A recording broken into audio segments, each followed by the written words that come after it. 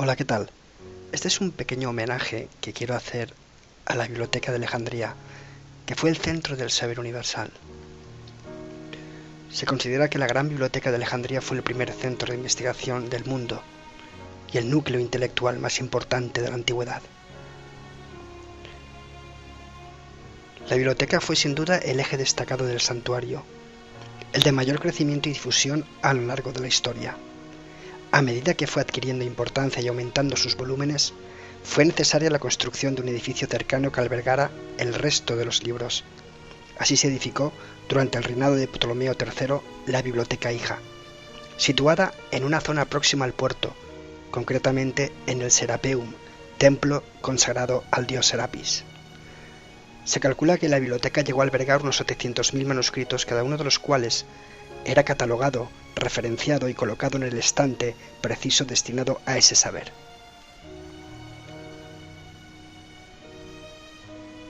Todo buque que atracaba en Alejandría era registrado por la Guardia. En el caso de que se encontrasen libros, estos eran confiscados y llevados a la biblioteca. En ocasiones se compensaba a sus dueños por la pérdida, mientras que en otros casos los libros eran copiados y devueltos los originales. Las copias eran especialmente ricas por las anotaciones críticas que se hacían en los márgenes. Se dice que la primera traducción al griego del Antiguo Testamento fue escrita en Alejandría. Ptolomeo II habría encargado a 70 sabios judíos que tradujesen y copiasen los libros de la ley judía. La conocida como versión de los 70 habría sido la base de muchas traducciones posteriores. Y a continuación vamos a ver un documental guiado por Carl Sagan sobre la Biblioteca de Alejandría. A mí particularmente me fascina. Y como dijo él en ese documental, si tuviese que visitar algún lugar, sería la Biblioteca de Alejandría. Gracias.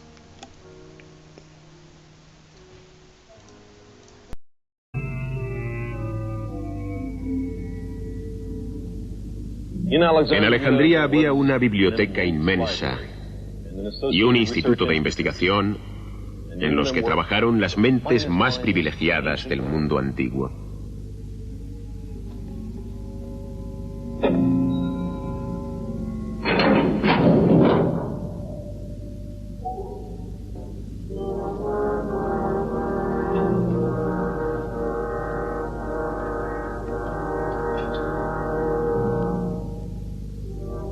Lo único que ha sobrevivido de esa legendaria biblioteca es este húmedo y olvidado sótano. Está en el anexo de la biblioteca, el Serapeum, el cual fue templo en un tiempo y luego nuevamente consagrado a la ciencia. Estas pocas estanterías enmohecidas, que probablemente almacenaron libros, son los únicos restos físicos. No obstante, este lugar fue en un tiempo el cerebro y la gloria de la más grande ciudad del planeta Tierra.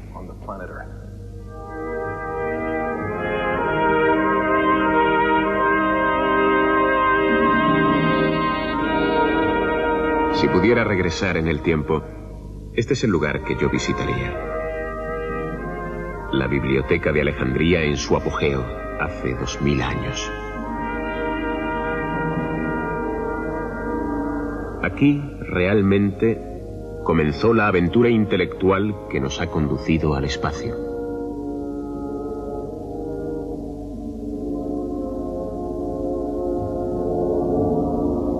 Toda la ciencia del mundo antiguo estuvo confinada entre estas paredes de mármol.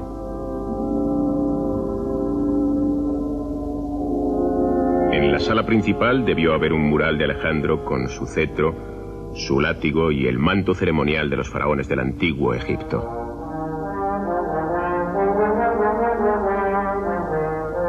Esta biblioteca fue la ciudadela del conocimiento humano, el faro de nuestro viaje a las estrellas.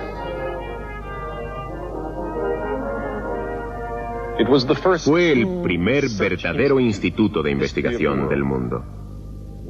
¿Y qué es lo que estudiaban? Estudiaban todo, el cosmos entero. Cosmos es una palabra griega que significa orden del universo. En cierta forma es lo opuesto al caos. Implica una profunda interconexión entre todas las cosas. La forma compleja y sutil en la que el universo está formado. El genio floreció aquí. Además de Eratóstenes, existió el astrónomo Hiparco, quien hizo un mapa de las constelaciones y midió el brillo de las estrellas. Y también Euclides, quien brillantemente sistematizó la geometría y dijo a su rey, el cual estaba luchando con un difícil problema de matemáticas, que no había ningún camino real para la geometría. También Dionisio de Tracia, el hombre que definió las partes del lenguaje, nombres, verbos, etc. En cierta forma hizo lo que Euclides con la geometría. También Herófilo, un fisiólogo que identificó el cerebro, en lugar del corazón, como la sede de la inteligencia. Tenemos a Arquímedes, el gran genio de la mecánica hasta los tiempos de Leonardo da Vinci. Y el astrónomo Ptolomeo, quien recopiló mucho de lo que hoy día es la falsa ciencia de la astrología. Su teoría de que la Tierra era el centro del universo estuvo en vigor durante 1500 años, demostrándonos así que la brillantez intelectual es compatible con estar absolutamente equivocado. Entre estos grandes hombres hubo una gran mujer. Se llamaba Hipatia. Era matemática y astrónoma. Fue la última luz de la biblioteca, y su martirio está unido a la destrucción de este lugar 7 siglos después de haberse fundado.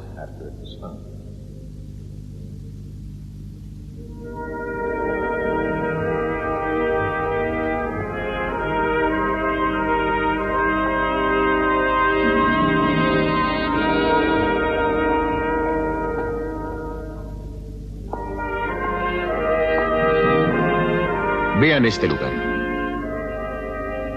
Los reyes de Egipto que sucedieron a Alejandro consideraban los avances de la ciencia, la literatura y la medicina como los tesoros del imperio. Durante siglos apoyaron generosamente la investigación y la erudición, una actitud civilizada compartida por pocos jefes de Estado tanto entonces como ahora.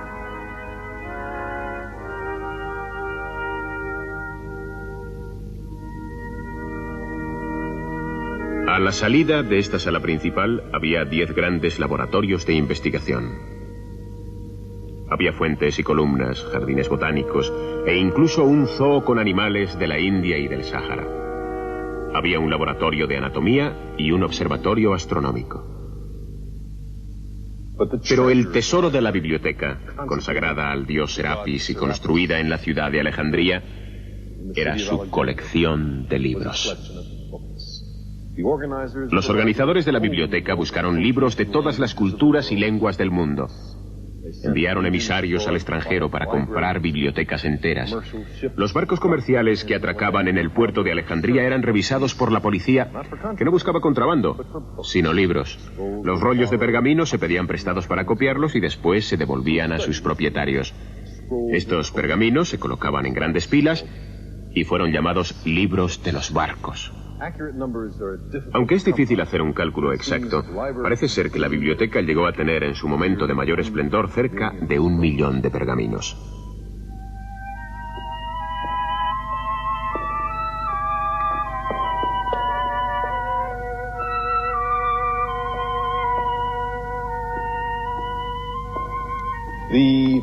La caña de papiro crece en Egipto.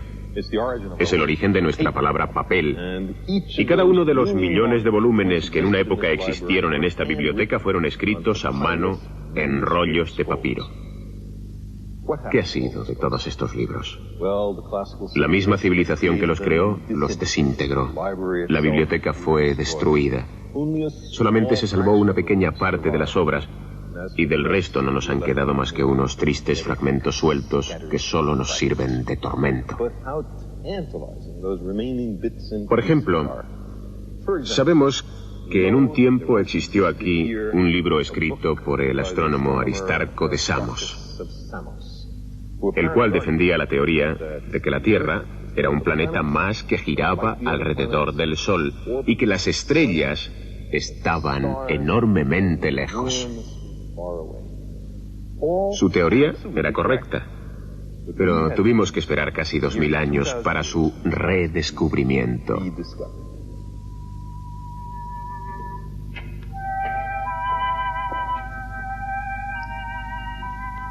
La astronomía abundaba en la biblioteca de Alejandría. Hiparco, Ptolomeo. Y aquí tenemos a Aristarco. Aquí está su libro. ¿Cómo me gustaría poder leer este libro? Saber cómo Aristarco hizo sus cálculos. Pero ha desaparecido del todo y para siempre. Si multiplicamos por 100.000 nuestro sentido de la pérdida de esta obra de Aristarco, podremos empezar a apreciar la grandeza del logro de la civilización clásica y la tragedia de su destrucción.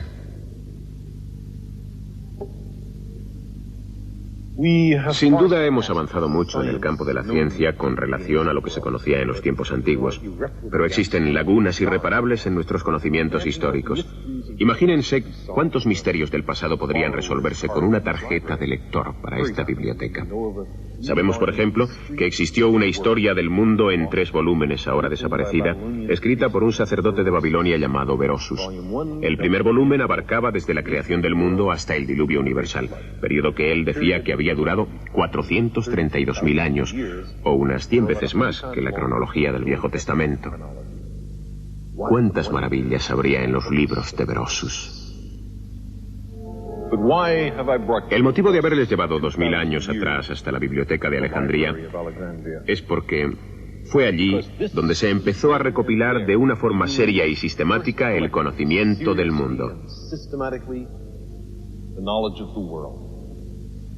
Esta es la Tierra tal como la conoció Eratóstenes, un pequeño mundo esférico flotando en la inmensidad del espacio y el tiempo.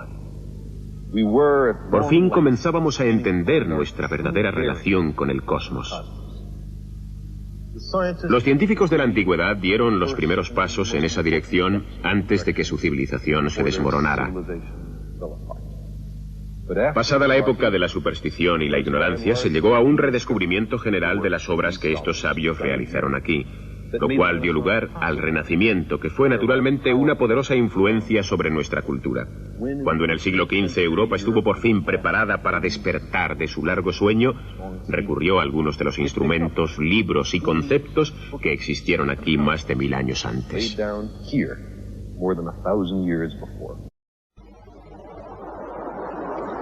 Una de las grandes revelaciones de la era de la exploración espacial es la imagen de la Tierra, finita y solitaria, de alguna manera vulnerable, que alberga toda la especie humana a través de los océanos del espacio y del tiempo.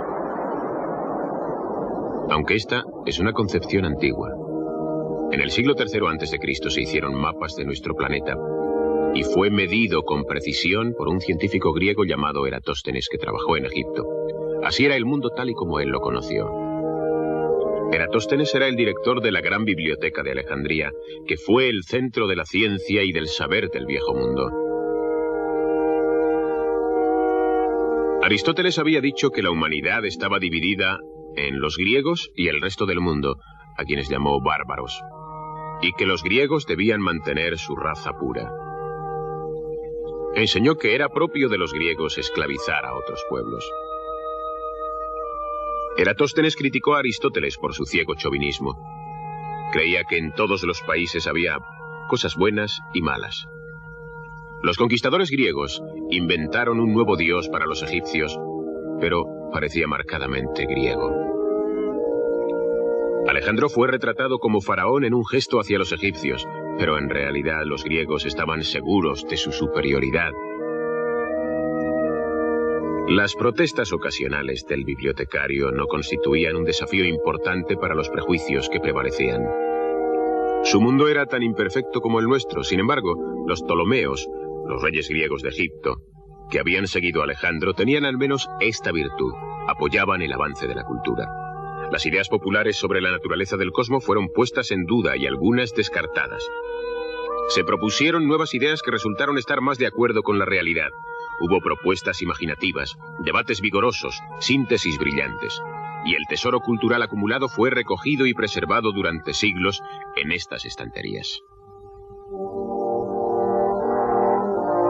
La ciencia maduró en esta biblioteca. Los Ptolomeos no se limitaron a recoger el pensamiento antiguo. Apoyaron la investigación científica y generaron una nueva línea de pensamiento. Los resultados fueron asombrosos. Eratóstenes calculó con exactitud el tamaño de la Tierra. Hizo mapas de toda ella y dijo que se podía navegar a su alrededor. Hiparco descubrió que las estrellas nacen, se mueven lentamente durante el transcurso de los siglos y finalmente se extinguen. Él fue el primero en catalogar las posiciones y magnitud de las estrellas para determinar si realmente existían tales cambios.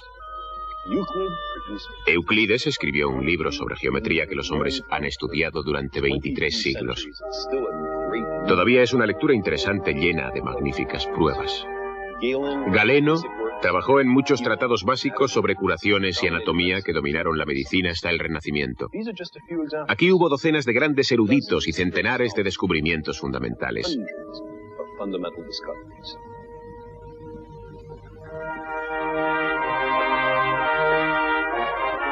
Algunos de estos descubrimientos tienen un estilo muy moderno. Apolonio de Perga estudió la parábola y la elipse, curvas que, como hoy sabemos, describen la trayectoria de objetos que caen en un campo gravitatorio y los vehículos espaciales que viajan entre los planetas. Herón de Alejandría inventó los motores a vapor y los trenes de engranaje. Fue el autor del primer libro sobre robots. Imaginen ustedes lo diferente que hubiera sido nuestro mundo si esos descubrimientos hubieran sido entonces explicados y utilizados para el bien de todos. Si la perspectiva humana de Eratóstenes hubiese sido ampliamente adoptada y aplicada. Pero no fue así. Alejandría era la ciudad más grande que el mundo occidental había visto jamás. Gentes de todos los países vinieron aquí a vivir, a comerciar y a instruirse. En un día cualquiera, estas costas estaban invadidas por comerciantes, eruditos y turistas. Fue probablemente aquí donde la palabra cosmopolita adoptó su verdadero significado. Un ciudadano no solo de un país, sino del cosmos. Ser un ciudadano del cosmos. Obviamente aquí se encontraban las semillas de nuestro mundo moderno. Pero ¿por qué no arraigaron y florecieron? ¿Por qué en cambio el occidente dormitó durante 1000 años de oscuridad hasta que Colón y Copérnico y sus contemporáneos redescubrieron el trabajo realizado aquí?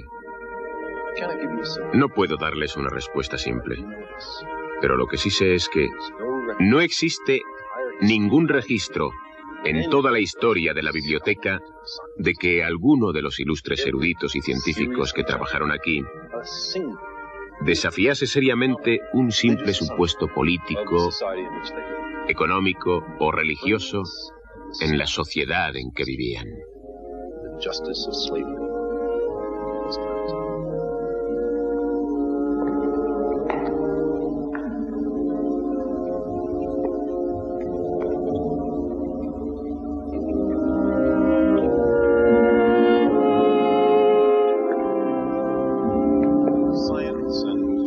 La ciencia y el saber en general estaban reservados a unos cuantos privilegiados. La vasta población de esta ciudad no tenía la más vaga noción de los grandes descubrimientos que se estaban realizando dentro de estas paredes. ¿Cómo podían saberlo? Los nuevos hallazgos no eran explicados o popularizados. El progreso realizado aquí les beneficiaba poco. La ciencia no formaba parte de sus vidas. Los descubrimientos en el campo de la mecánica o la tecnología del vapor eran aplicados principalmente al perfeccionamiento de las armas, a reforzar la superstición, a entretener a los reyes. Parece que los científicos nunca han llegado a captar el enorme potencial de las máquinas para liberar a la gente del trabajo duro y monótono. Los grandes logros intelectuales de la antigüedad tuvieron pocas aplicaciones prácticas. La ciencia nunca captó el sentir de la multitud. No había compensación para el estancamiento, el pesimismo y la más abyecta entrega al misticismo. Así que cuando el populacho vino a quemar esta biblioteca, nadie pudo detenerlo.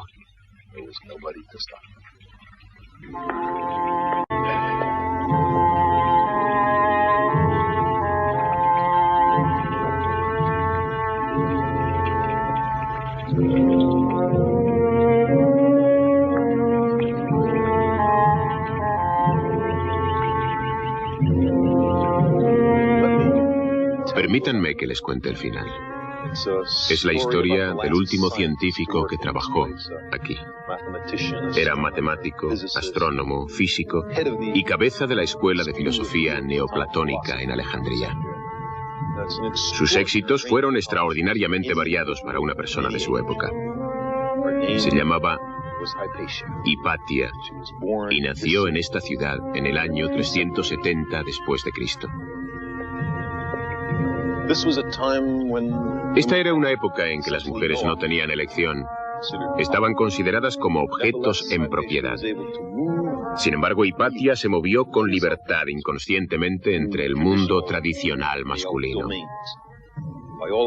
Todos cuentan que era de una gran belleza, y aunque tuvo muchos admiradores, no tenía interés en casarse. La Alejandría de los tiempos de Hipatia, que para entonces estaba bajo el dominio romano, era una ciudad en grave conflicto. La esclavitud, el cáncer del mundo antiguo, había robado a la civilización clásica su vitalidad. La iglesia cristiana en crecimiento estaba consolidando su poder e intentando erradicar la influencia y la cultura pagana. Hipatia estaba en el foco, en el epicentro de las poderosas fuerzas sociales. Ciro, el obispo de Alejandría, la despreciaba, en parte por su amistad con el gobernador romano, en parte porque simbolizaba el saber y la ciencia, los cuales eran identificados por la iglesia primitiva con el paganismo.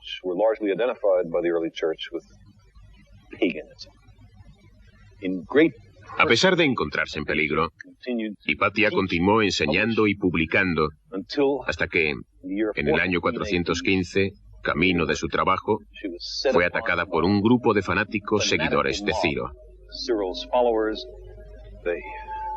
La sacaron de su carro, le rasgaron la ropa y la desollaron con conchas marinas.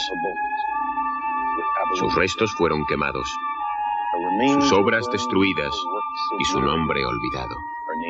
Ciro se convirtió en un santo.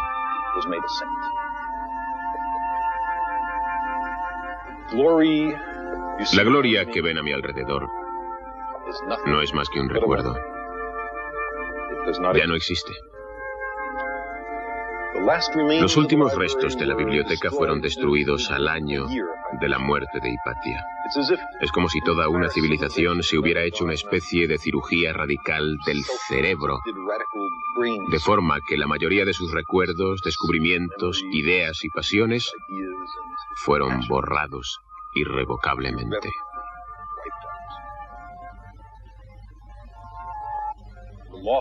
La pérdida es incalculable. En algunos casos, solamente sabemos los atractivos títulos de libros que fueron destrozados. En la mayoría de los casos no sabemos ni los títulos ni los autores. Sabemos que en esta biblioteca había 123 obras de Sófocles, de las que solo 7 han llegado a nuestra época. Una de esas 7 es Edipo Rey. Lo mismo ocurrió con las obras de Esquilo, Eurípides y Aristófanes. Es un poco como si las únicas obras de un hombre llamado William Shakespeare fueran Coriolano y Cuento de invierno. Aunque hubiéramos oído decir que había escrito otras obras que habían sido muy alabadas en su tiempo, como Hamlet, Macbeth, El sueño de una noche de verano, Julio César, El rey Lear y Romeo y Julieta.